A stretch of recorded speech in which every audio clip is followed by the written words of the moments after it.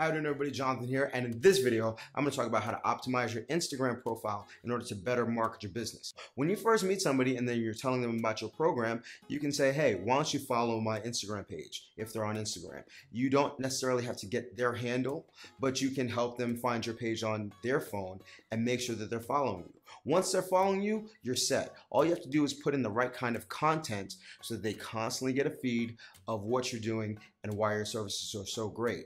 Moreover, you want to have content that your clients like, because most clients link their Instagram to their Facebook page. So whenever they like content from your feed, their friends are seeing that they're liking something for your feed. The main problem that trainers run into is they put the wrong kind of content on their Instagram. They clutter it up, they spam, they don't put content that is going to engage their current clients, much less interest people that don't normally train with them. So in this video, I'm gonna go over 5 things that you wanna have on your posts in your Instagram to make sure that you're marketing your business. So number 1 is going to be workout videos. And a lot of you may be saying, well, I already post videos of my workouts, but you may be doing it a little bit wrong. A couple of things that I see that could use improvement is, number 1, you don't need loud background music, especially with offensive lyrics. You can put the music that's going on in your boot camp and that's perfectly fine.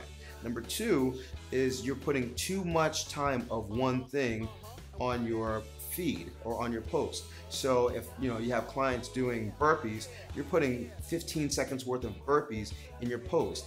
People get it. You don't need to put an entire 15 seconds. Moreover, you want to put the best image of your services possible. So you want to capture the best 5 to 10 seconds of what's going on in your personal training session or in your boot camp. You don't need to draw it out, and I don't think that you need to mash up videos either, unless they're really well done and you have a lot going on. So 3 to 4 seconds of a mash of one exercise, another exercise, and a third exercise followed by a fourth. But you don't need to fill out the entire 15 seconds or be compelled to do so. What you do want to do, however, is pay attention to your tagging in your description. You don't want to hashtag. Hashtagging doesn't do anything for you when it comes to local advertising. If you're trying to do that second-degree marketing where your clients will like a picture so that their friends will inquire about your services, you want to use the @ symbol. You want to have the Instagram handle of as many of your clients as possible. And whenever you capture them in a video or in a workout or in a picture, you want to acknowledge them in the description.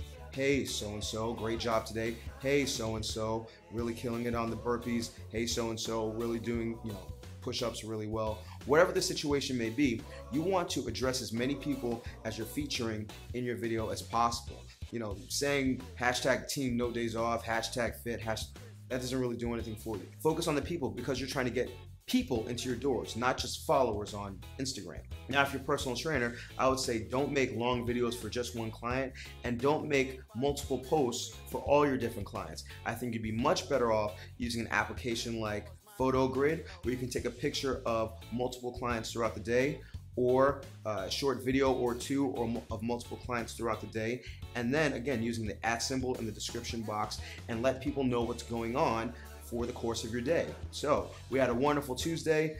Billy did push-ups over here, Annie did sit-ups over here, James did burpees over here. Wherever the case may be, you want to use that @ symbol in the description box, and that way you're not spamming Instagram, because the last thing you want is to be that trainer that constantly just posts and posts and posts 3, 4, 5, 6 posts in a row, because you don't want to overdo it.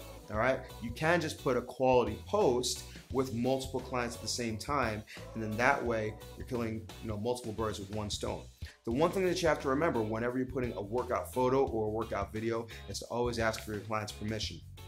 If you're just posting without the clients knowing, they might not care, but the people that care about having their images shared care a lot. All right, so there are some people that go out of their way to make sure that they're not on Facebook or not on Instagram, or they're just using Instagram to watch other people. They don't want to post it themselves. So you want to always take your picture or take your video over to whomever is covered and say, hey, is it all right if I use this video? And you won't really get to know that often. So always give them the respect of the option, and more than likely people will be fighting for why they're not getting more airtime on your feed.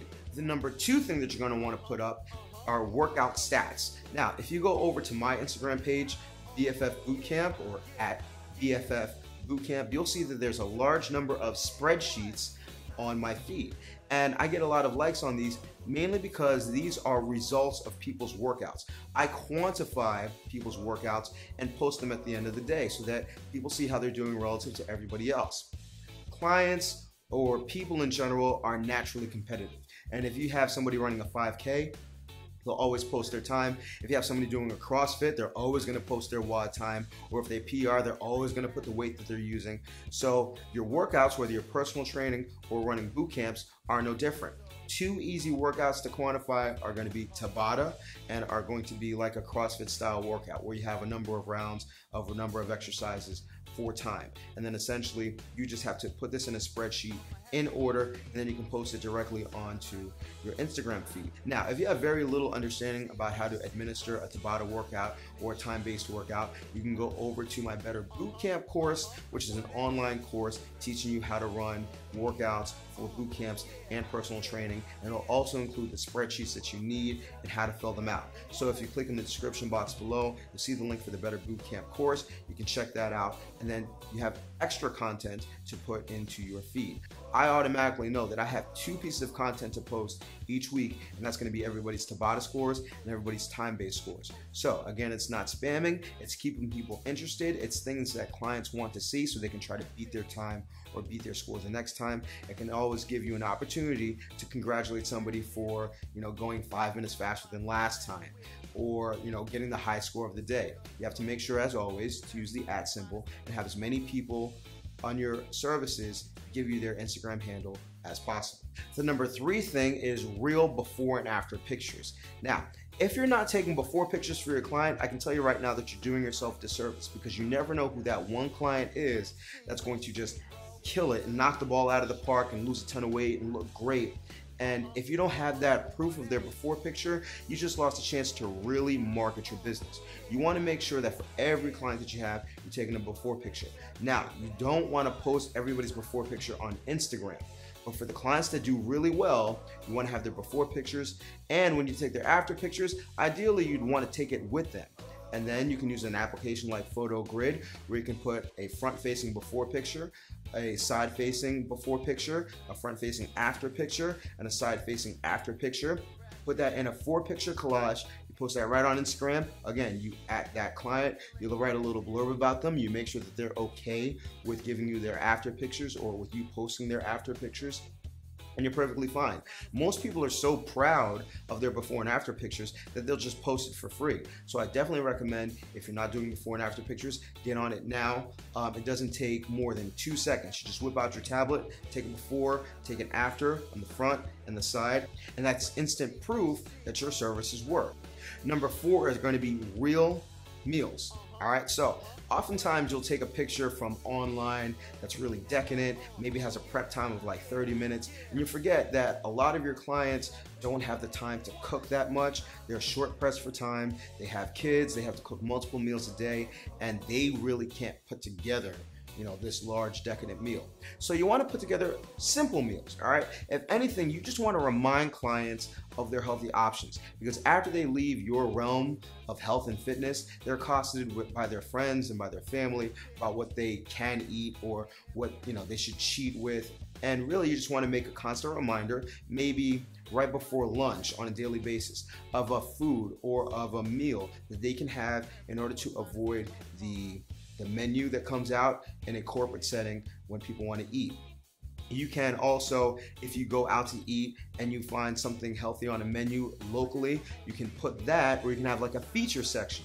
If you're going out to eat, why don't you try this instead of your burger and fries? All right, you want to have something local, you want to have something that clients can actually do and that they can actually follow. If it's going to be a breakfast food, try to have that posting go late the night before or as early as possible so you can inspire your clients to have a healthy breakfast.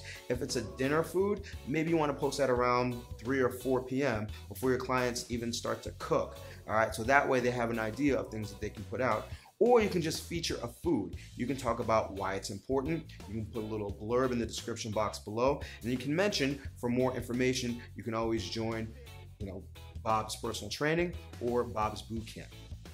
Again, it has to be real, it has to be local, it has to be something that's doable instead of something that's decadent. So don't try to impress people with your meal that you have a ton of time to make. Give them something quick, give them something easy, give them something healthy, and then make it consistent. All right, feature a food. And the number 5 posting for Instagram is going to be a like if. All right, so like if you're going to have 4 bottles of water today, you can do a 7-day challenge.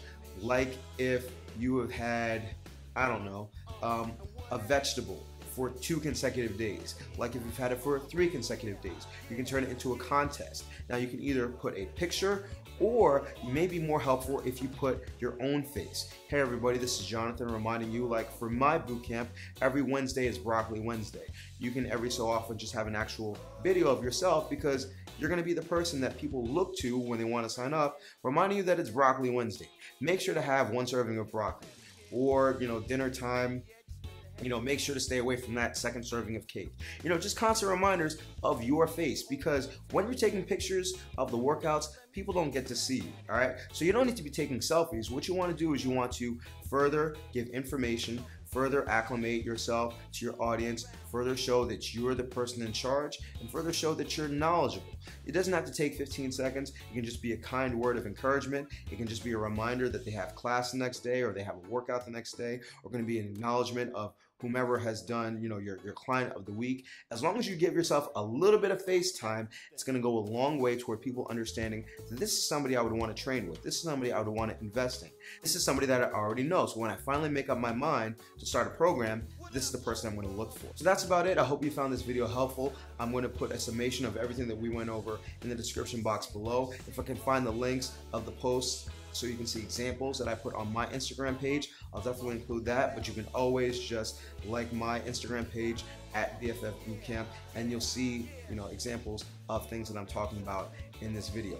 Remember, if you have any questions, comments, or concerns, comment below. Remember, if you're looking for an organized way to run your personal training workouts or your bootcamp workouts, you can always check out my Better Bootcamp course on udemy.com. The link will be in the description box below. And I'm just going to continue to make videos for you.